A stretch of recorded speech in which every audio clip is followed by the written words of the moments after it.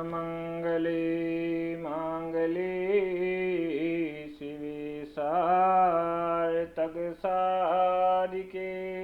शरणत्र्यम्बके गौरी नारायणी नमस्तुते शरणागता दीनार्थ परित्राण पायने सर्वस्यारे देवी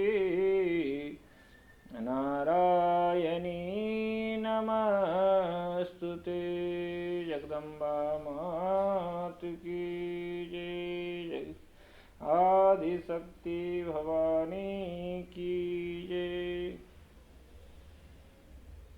जय मातेश्वरी। साथियों, आपको पता है अश्विन मास के नवरात्रि आने वाले हैं। माँ जगदम्बा हमारे घर आने वाली है।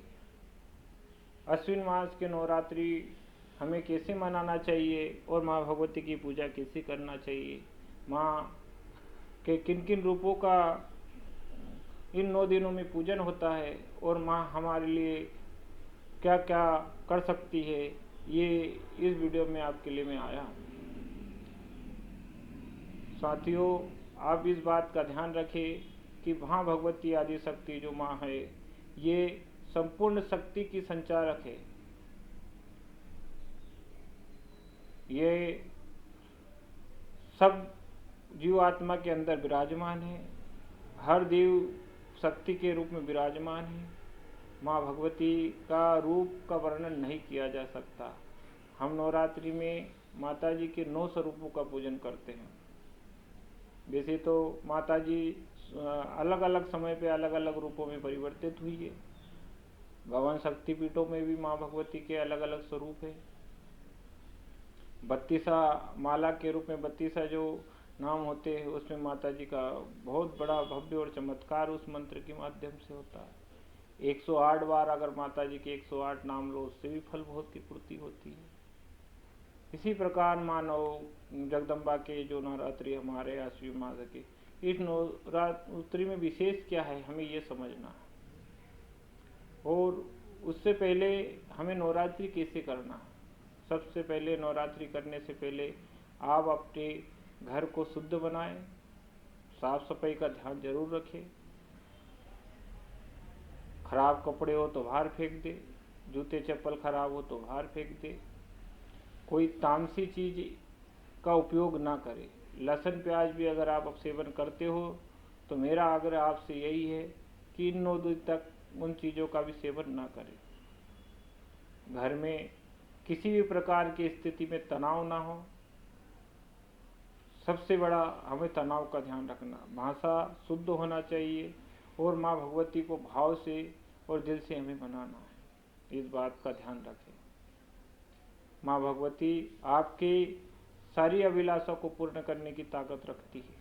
बस माता जी को उस रूप में, उस भाव से बनाने की जरूरत है।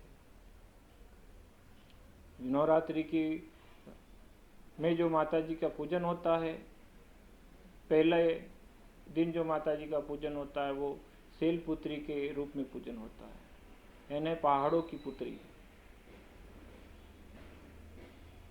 पहाड़ों पे विराजमान रहने वाली शैलपुत्री के बाद क्या अर्थ होता है कि पहाड़ों पे विराजमान वाली। और शैलपुत्री माता हमारे पर कृपा किस प्रकार की, ये हमारे पे पूरी तरह से दृष्टि रखती है। ये माता जी का ये रूप हमारे एक एक गुणों का, एक एक कर्मों का लेखा जोखा इनकी दृष्टि में होता है। दूसरा रूप ब्रह्मचारिणी का होता है। जो माँ भगवती ब्रह्मचारिणी व्रत क्या होता है और ब्रह्मचारिणी व्रत से हम क्या उपलब्धि पा सकते हैं, उस माँ भगवती ब्रह्मचारिणी रूप में हमें बताती है। तीसरा रूप जो होता है माँ भगवती का चंद्रघट से,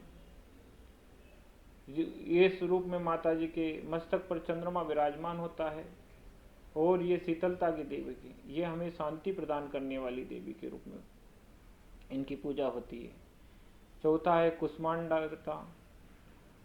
कुष्मांडा का मतलब है सारे कुष्ठ कष्ट को हटने वाली, यानी सारे कष्ट दुख दर्द को हटने वाली माता जी कुष्मांडा के रूप में पूजन किया जाता है।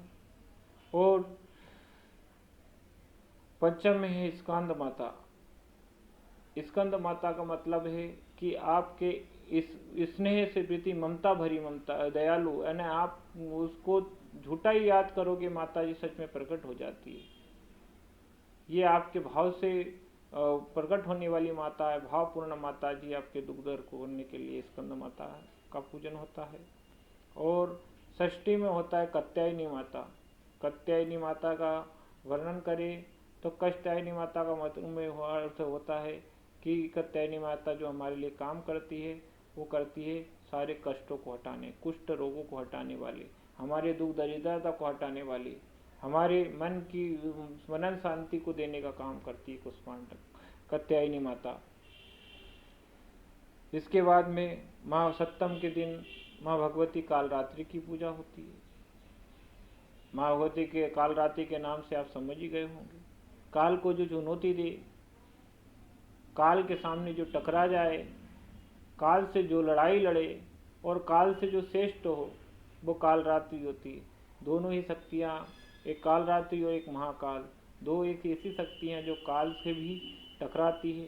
परमात्मा की ये दोनों ऐसी आदि अद्भुत विभूतियाँ हैं। माँ का कालरात्रि का हम षष्ठी के रोज पूजन करते हैं, जो हमारे काल को भी हरने की ताकत रखती है। उसके बाद में महागौरी का अष्टमी के दिन पूजा किया जाता है, जो भोलेनाथ की प्रियतमा है और सभी सौभाग्यशाली स्त्रियों के लिए वह वरदायी है, सबको सुख प्रदान देने वाली है। माँ भगवती का महागौरी का पूजा किया जाता है। और 9वें दिन सिद्धिदायिनी माता का पूजन होता है। सिद्धिदायिनी माता हर सिद्धि को पूर्ण करने वाली माता है। इसके एक दूसरे रूप से देखा जाए कि हमने जो 8 दिन में जो माँ भगवती की पूजा की, उस पूजा में कहीं त्रुटि हो गई और उस त्रुटि होने के बाद में उस पूजा पूर्ण नहीं हो पाई, तो उस पूजा को पूर्ण करने के लिए आखिरी दिन माँ सिद्धिदायिनी की पूजा होती है। और 19वां पूजा के साथ जब पूर्णाहुति के लिए ओम पूर्णमद पूर्णमिदं पूर्णात् पूर्णमुच्यते पूर्णमस्य पूर्णमादाय पूर्णमेवावशिष्यते, उस पूर्ण परमात्मा पूर्ण आदि शक्ति के विषय में अगर जो हम पूर्णाहुति डालते हैं तो हमारी सिद्धिदायिनी माता ही हम पर कृपा करती है और वही हमें पूर्ण फल देती है। ऐसे माँ भगवती के 9 रूपों का वर्णन है। वैसे माता जी का रूपों का वर्णन तो हम पूरी तरह से कर नहीं सकते, लेकिन इस बार जो माँ भगवती नवरात्रि हमारे प्रारंभ हो रहे, वो अश्विन मास की 3 तारीख से चालू हो रहे। हस्त नक्षत्र रहेगा उस दिन। और मुहूर्त की बात करें तो सुबह 6:19 से श्रेष्ठ मुहूर्त है, जो 7:25 तक रहेगा। सर्वश्रेष्ठ मुहूर्त यही है। इसके बाद में दूसरा मुहूर्त की बात करें जो 11:52 से चालू होगा और 12:40 के समथिंग रहेगा। अभिजीत मुहूर्त है, उसी में माँ भगवती की पूजा होगी। 1 घंटे का से ही कम का समय, उसमें निशा पूजन जवारे वगैरह आप इसी मुहूर्त में पूर्ण करें। सबसे श्रेष्ठ मुहूर्त ये 2 मुहूर्त के अलावा तीसरा मुहूर्त नहीं है। और अगर फिर उसके बाद में अगर कोई पूजा करना है तो वो आपके मन से आप कर सकते हो। पूजा में संपूर्ण सामग्री दूध घी फल अबीर गुलाल चावल वगैरह सारी पैसे सुपारी जितने भी पूजा के सामग्री आप सब रख सकते हो। इसमें किसी का भी निषेध नहीं है। आप सिर्फ निषेध अगर करो तो सिर्फ नवरात्रि में एक चीज़ का निषेध करो कि आपके दाढ़ी ना बनाए, महिलाएं बालों को ना धोए, और इसके बाद में आप नाखून ना काटे, इस प्रकार की चीज़ों, प्याज लहसुन ना खाएं, इन चीज़ों का थोड़ा निषेध करने की कोशिश करें। अगर नहीं हो पाए तो कोई बात नहीं, माता जी इसमें भी नाराज नहीं होती।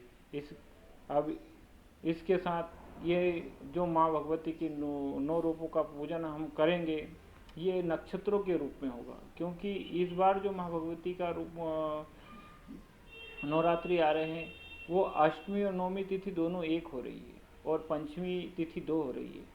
इधर जाओ तो सर्वपितृ अमावस्या के दिन पितृ का विसर्जन होगा और पितृ विसर्जन होने के बाद ही हस्त नक्षत्र लग जाएगा, है ना। हस्त नक्षत्र अमावस्या के रोज ही आ जाएगा,